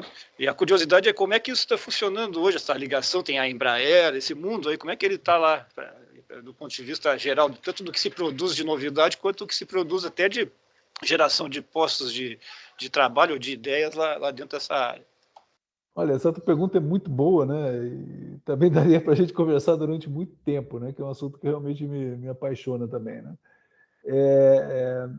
se observar ao redor do mundo, né, tem vários exemplos de áreas que se desenvolveram de formas diferentes, mas a história ali a maior parte da indústria aeronáutica e espacial está em São José dos Campos, né? E a razão, ela volta lá para a década de 40, né? Um militar da aeronáutica, acho que na época ele era major, chamado Casimiro Montenegro, filho, ele foi fazer o doutorado dele no MIT e ficou fascinado pela estrutura, pelo que ele viu, e quis copiar a ideia, né? Então ele falou, poxa, na época o Brasil acho que não fazia nem papel higiênico, né? Estou falando da década de 40 ali, cara, não tinha nada. A Dutra acho que mal existia, acho que tinha estrada de terra, então era um outro país que a gente nem imagina, né?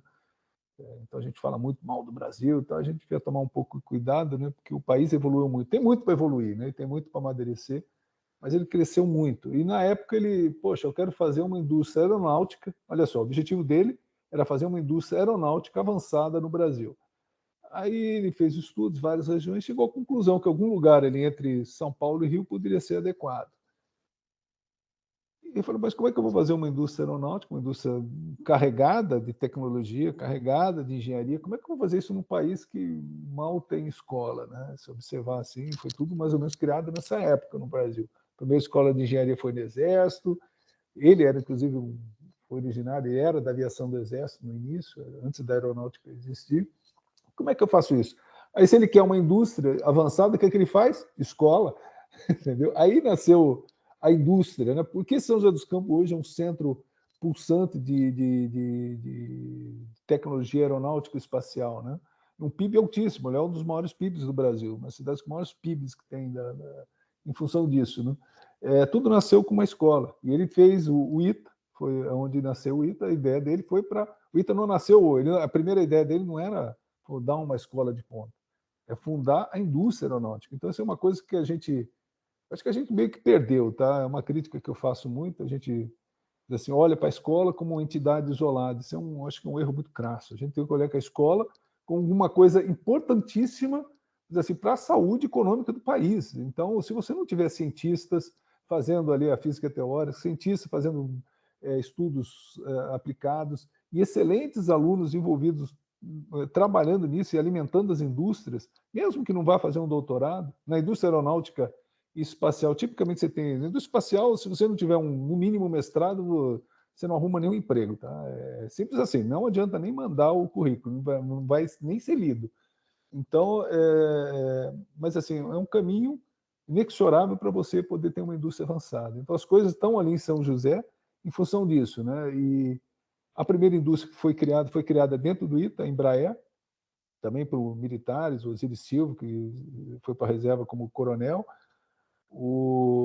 e ali ocupando uma área que na época era militar, foi cedida, doada para a Embraer, e a Embraer, obviamente que dentro de uma estrutura de governo ela não teria condição de se desenvolver, o governo não é algo para consiga gerenciar de maneira adequada uma entidade privada, ela foi privatizada por militares que estavam trabalhando ali, na época tinha civis já, mas um deles, né, conheceram um bom amigo meu, era o diretor financeiro da Embraer na época, e falou que sabia que estava trabalhando para perder o emprego, né? Então, eu trabalhei duro durante muitos anos para poder perder meu emprego, mas ele sabia que era isso que ia deixar a vida, né? Então, hoje já surgiram outros polos, Minas Gerais tem boas escolas, ali em Santa Maria tem uma belíssima escola, Florianópolis tem belíssimos exemplos ali de laboratórios avançados, inclusive meu amigo Bezerra, né, faz um trabalho belíssimo. Em Minas Gerais tem uma professora que eu trabalhei muito com ela também, ela me ajudava muito quando eu estava em Floripa. Poxa vida, desculpa, eu esqueci o nome dela, uma pessoa maravilhosa. E hoje o esforço está sendo muito grande para ser levado para o Nordeste, né, para o Alcântara também. Então, inclusive tem um satélite agora, uma dessas startups está fornecendo um satélite lá para a Universidade Federal do Maranhão. Então tudo começa na escola, né? Então a razão de São José hoje está assim, uma indústria avançada em função de uma escola boa e que criou outras, né, ali ao redor. Não é só o ITA, né? Você tem inclusive escolas privadas ali que provêm bons alunos e boas alunas, sabe? Dentro do laboratório do ITA, o Centro Espacial do ITA, o CEI, utiliza vários alunos que foram formados numa escola ali, Univap, que é uma escola privada, né? Que não é uma escola reconhecida como de renome, mas tem excelentes alunas. Inclusive, me vê a figura de uma menina assim, que faz um trabalho assim, excepcional. Ela desenvolveu um novo sensor para controle do satélite, né? Eu vi ela fazendo assim. E o que falta agora, eu diria que seria um ambiente mais, eu diria mais rico, falta, tá? Como é que está o ambiente agora? Agora eu acho que eu consigo responder a tua pergunta, né? Hoje nós temos uma indústria internacional aeronáutica, que é a Embraer, né? Então é um orgulho danado, né? Um bom brazuca. Você está pegando um avião entre duas cidades europeias e você embarcar numa aeronave da Embraer. Então nós temos uma indústria forte, mas uma indústria forte, né? Falta mais indústrias fortes. Então a gente precisaria cuidar disso. E a Embraer só está viva também porque ela tem outros, tem Embraer nos Estados Unidos, senão ela não conseguiria sobreviver. Então, na área espacial é um pouco pior, né? Eu acho que falta uma estratégia real do país para poder fazer a indústria espacial avançar. Então, a Orbital é um bom exemplo. A Embraer tem um braço dela chamado Visiona também, que tem assim, um pessoal absolutamente maravilhoso. Eu tenho honra também de ter sido professor de alguns engenheiros que estão ali dentro, garotos brilhantes. Eu não sei quantas meninas tem aqui, então eu clamo aí que algumas vão para... Vocês provavelmente são engenheiras, né? Vão ser engenheiras, né? Mas falta mulher, realmente falta muito. Eu fui diretor de um instituto lá de pesquisa aplicada, do Senai, em Florianópolis, e era uma briga para conseguir mulher. Então a gente tinha toda uma estrutura para tentar captar, mas falta, não adianta, falta. Eu acho que nunca vou ver um ambiente com 50% de mulheres. Quando eu entrava na sala de computação tinha muita, né? Mas falta. Então, o São José é isso. Agora a gente tem que avançar em outros lugares. Eu diria que essa contaminação a gente tem que puxar. O meu esforço atual é para levar para Florianópolis. Acho que tem um ambiente adequado lá de privado para se desenvolver, que vai trabalhar. Não é ideia, não é competir com São José. Isso não faz sentido, né? É trabalhar junto com São José e a cidade ali, quando se ela avançar algum dia de maneira adequada, ela vai acabar criando sua própria vocação, né? Eu acho que o Rio Grande do Sul tem Santa Maria, eu não consigo lembrar de outro lugar que tem uma vocação forte assim nesse setor, né? Eu acho que a Unicinos poderia ocupar um lugar bem interessante nisso, dada a qualidade dos professores, dos alunos, a pegada dela, né? Ela tem uma pegada de excelência, então acho que ela tem os elementos suficientes para poder fazer avançar. Tem uma conexão com a indústria, né? Eu não conheço bem a Unicinos, né? Mas eu vi que ela tem uma conexão com a indústria, então tem uma série de elementos que vão andar muito bem. Tem um certo porte, né? Uma que surgiu Logo agora... no início da pandemia, alguns meses antes do início da pandemia, a gente tinha iniciado um grupo na Unicinos especificamente para pesquisa em satélites, né? Então, legal. Só que aí a gente distribuiu um monte de tarefas para cada um fazer, e aí veio a pandemia e ninguém conseguiu fazer nada. Tá. Porque eu vi, assim, o computador de bordo do Itasat foi feito por um aluno de vocês, entendeu? Sim. Então tava começando acredito que agora no retorno, né, a gente vai retomar essas atividades aí, né? Deixa eu aproveitar então aqui já bem nessa linha que estava comentando, o Guilherme... Posso só agradecer, que eu sei que claro. Tem um monte de pergunta ali, eu vou deixar a bola passar, né? Mas só agradecer por esse panorama geral e acrescentar que na Unicinos existem laboratórios de ensaios que eu mesmo visitei, que são fantásticos, de vibração, de temperatura, que tudo isso eu sei que pode ser útil nessas áreas de aeroespaciais, etc. Mas muito obrigado pela gentileza. Nada, é essencial, viu? Esse tipo de laboratório. A gente usa muito do INPE, né? Eles têm lá o LIT, Laboratório de Integração e Testes.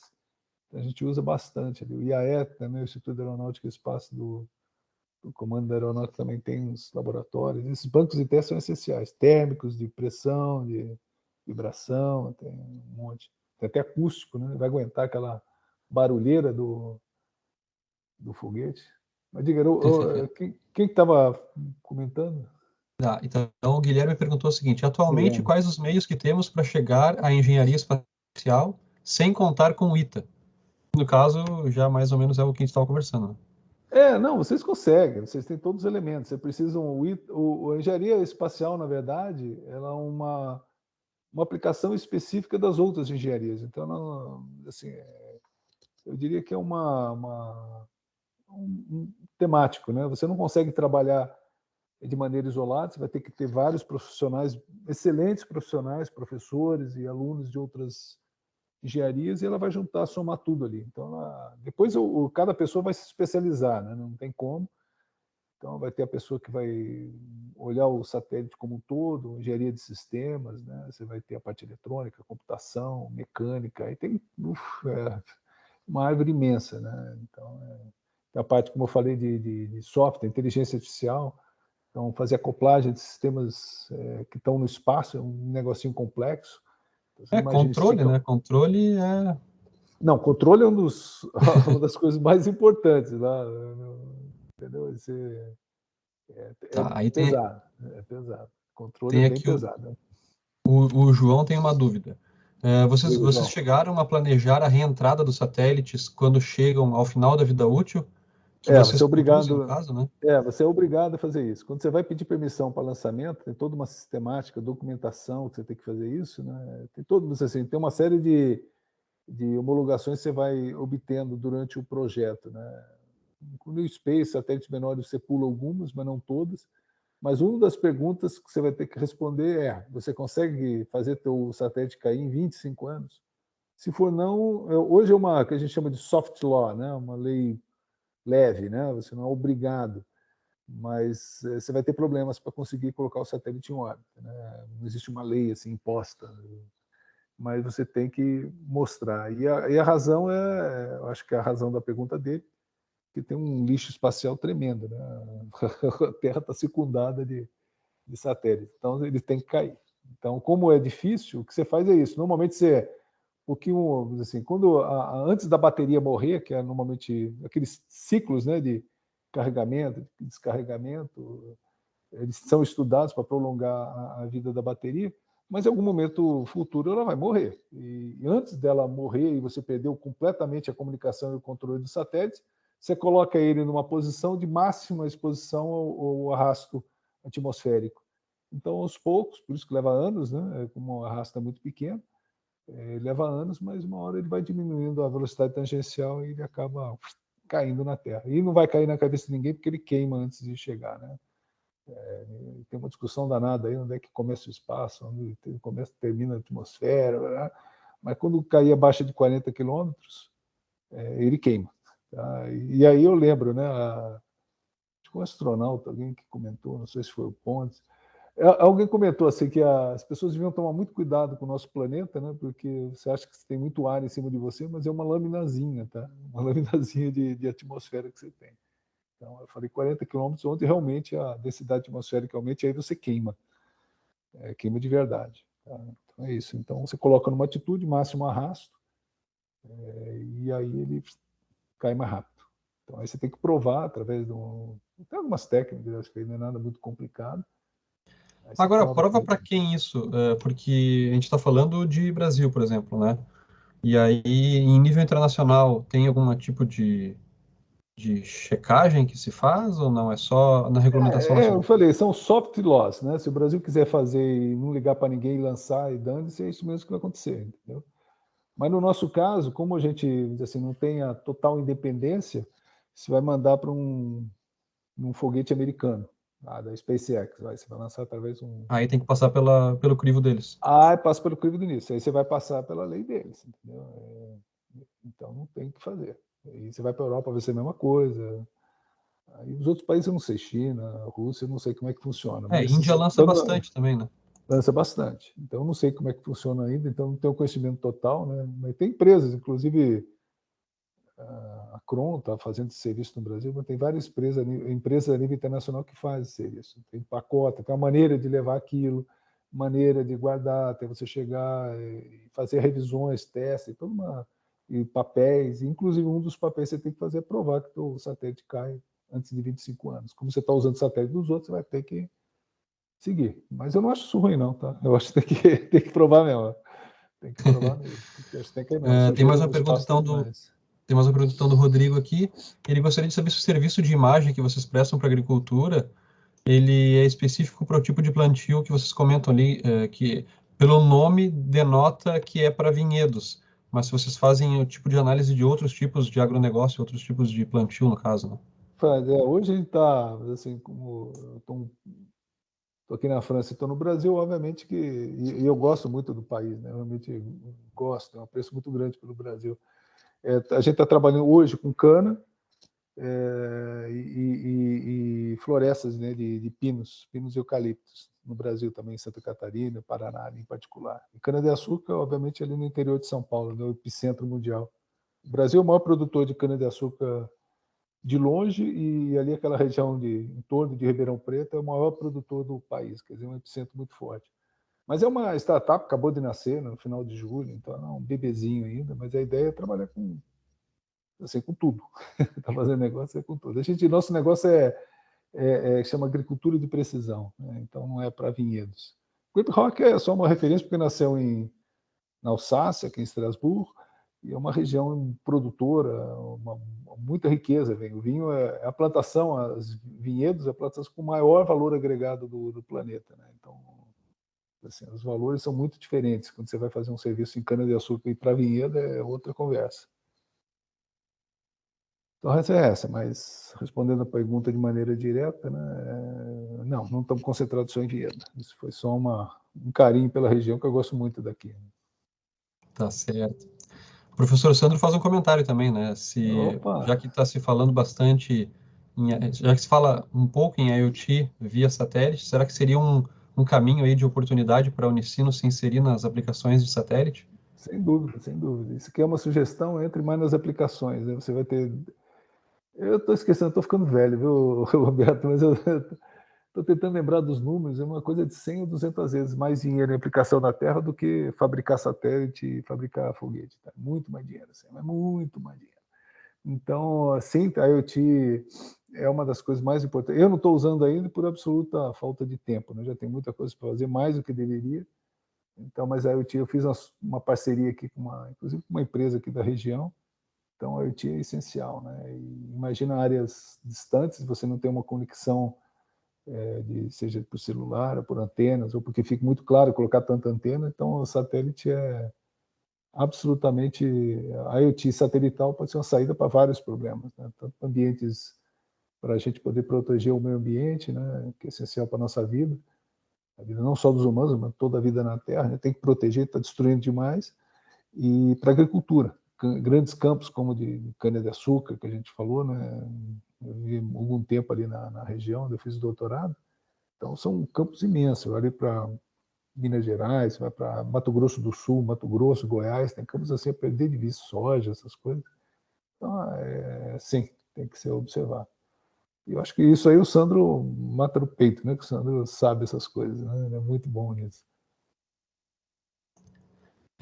Eu acho interessante esse exemplo, né? Porque eu mesmo estou trabalhando numa aplicação que é para comunicação em longa distância, então, no caso, estou trabalhando com LoRa, né? Só que esse projeto em si trabalha no leito dos rios, e é uma região montanhosa, então como é que tu faz a transmissão se tem uma montanha na tua frente, né? Não, satélite. Então daqui a Uma pouco vez eu desenhei um vai ter que ser um projeto, satélite mesmo para poder... ele não foi aprovado, infelizmente, por algumas razões, mas ele estava bem construído. Olha só, eu estou falando uma construção, uma plataforma offshore. Então, você tem a proposta ali era colocar um monte de sensores, a gente fazia uma rede mesh, aí tinha vários gateways, uma estrutura metálica, então metal não é exatamente transparente para sinal eletromagnético, né? Então, a gente colocava vários sensores, toda uma arquitetura ali para transmissão de dados, e no final você chegava num elemento central que ele ia transmitir para o satélite. Então, o pecado do LoRa, né, pequena taxa de dados. Então, dependendo do que você for usar, o LoRa pode não ser suficiente, né? Dependendo se você estiver usando, sim. De imagem, por exemplo, esquece, né? A não ser que tenha mudado, né? Eu trabalhei com LoRa já faz alguns anos, mas na época que eu trabalhava, a gente conseguiu fazer Não, ainda é muito limitado. O payload muito mesmo limitado, né? 50 bytes, né? Tá vendo? É Tá muito vendo? pouco. Mas assim, eu fiz um trabalho uma vez, eu não posso dar detalhes, porque ele foi feito por uma empresa que está usando isso comercialmente, mas basicamente coletava dados de floresta, coletava isso dentro do gate e dali ele transmitia via LoRa. Tinha vários sensores espalhados nas árvores e ali transmitia através do elemento central e transmitia para 10 ou 12 quilômetros, um negócio assim, de estava outro elemento. Então é muito útil em várias várias aplicações, algumas outras não. Mas a maior parte dos dados, assim, acho que para a agricultura vai ser de baixa taxa de dados. Sim, é nível, umidade, coisa assim. Exatamente, são dados assim com poucos bytes, lá você consegue transmitir. Mas, de qualquer forma, dependendo da região, vai ser difícil você coletar esses dados. Tá? Eu acho que satélite talvez seja ideal, né? Uma vez, acho que foi até com o Sandra que a gente estava cogitando usar drone, né, para fazer o voo só para coletar os dados, mas entra a complicação do drone, né? Uma autonomia de um tempo de voo muito pequeno, dificuldades de operação, e tem um monte de complicações. O satélite talvez fosse ideal. Aplicações do mar, tá? A gente no Brasil, apesar de ter uma costa imensa, a gente não fala, não olha para o mar, mas tem pescadores, você tem barcos aí de luxo, uma série de aplicações que você pode usar, boias marítimas, coleta de dados no mar, uma série de informações que você pode, porque tem vários ambientes, né, que você pode usar. Você vê, eu falei óleo e gás, a gente falou agricultura, mineração, florestas, meio ambiente. Eu acho que sim, deve ter um espaço bom. Então, tem lugares, Portugal, ali, a Universidade de Coimbra, eles criaram um centro, uma incubadora, né, especificamente para aplicações em solo, espaciais, mas aplicações em solo. Funciona o nome, eu não vou lembrar o nome. Estou lembrando do Nuno, que é o professor responsável lá na Universidade de Coimbra. Eu não lembro o nome do centro, mas se vocês criarem essa área, criem junto um centro de empreendedorismo, né, para tentar levar para o mercado esse tipo de tecnologia. Tá? Isso é importantíssimo, eu diria que é essencial, fazer essa ligação. Então, o físico teórico é importante, aplicado é importante, a indústria é importante, porque isso fecha o ciclo, né? Aí você fecha o ciclo, aí ele se alimenta. Então, criem junto essa estrutura de aceleração, aceleradoras, venture capital, é uma estrutura bem complexa. Lógico, não vai montar tudo uma vez, mas se forem começar essa área, comecem, obviamente, dentro dos laboratórios, formando recursos, gerando conhecimento, atraindo professores de alto gabarito em diversas áreas. E óbvio que esse é sempre o começo, né? Você não faz nada, de novo, você não vai fazer nada sem recurso humano, absolutamente nada. Sem uma boa escola, com bons laboratórios, esquece, nem começa o que você não vai fazer. Os Unicinos, eu acho que tem todos os músculos para começar esse movimento. Acho que não falta nada para a escola, absolutamente nada. Mas não se isolem do ITA, vão lá, vai ver que eles vão ajudar. Procurem o professor Loures, que é a pessoa que eu me referi ali, chefe de esporte, ele vai ter um imenso prazer. Usa a experiência dos outros, para não quebrar a cara com coisas que já quebraram antes. Então, procurem lá o Loures, ele é um cara, vai receber todos vocês muito bem. Não tem nada, não. Ah, que legal. Então tá, muito obrigado, então, de novo, Matei, pela tua disponibilidade, e agradeço ao pessoal que ficou até aí também, interagiu com a gente, e aproveitem a semana acadêmica. Obrigado, viu? Obrigado a vocês. Pessoal. Até logo, pessoal. Tchau, tchau. Tchau, tchau.